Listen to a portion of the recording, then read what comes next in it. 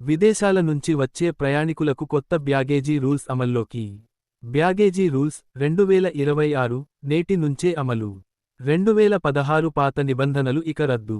బంగారం తెచ్చుకునేవారికి, విదేశాల్లో 1 సంవత్సరం పైగా ఉన్న ఇండియన్స్, భారత సంతతి వ్యక్తులకు మాత్రమే వర్తింపు. మహిళలు 40 గ్రాముల వరకు బంగారు ఆభరణాలు డ్యూటీ ఫ్రీ. పురుషులు 20 గ్రాముల వరకు డ్యూటీ ఫ్రీ. షరతు: ఇది కేవలం సొంత వాడకానికి, పర్సనల్ యూజ్ మాత్రమే. బంగారు బిస్కెట్లు అమ్మకానికి తెచ్చే గోల్డ్కు వర్తించదు. సాధారణ వస్తువుల లిమిట్ జనరల్ అలౌవెన్స్. విదేశాల నుంచి ఇప్పుడు రూ. 75,000 విలువైన వస్తువులు డ్యూటీ ఫ్రీ.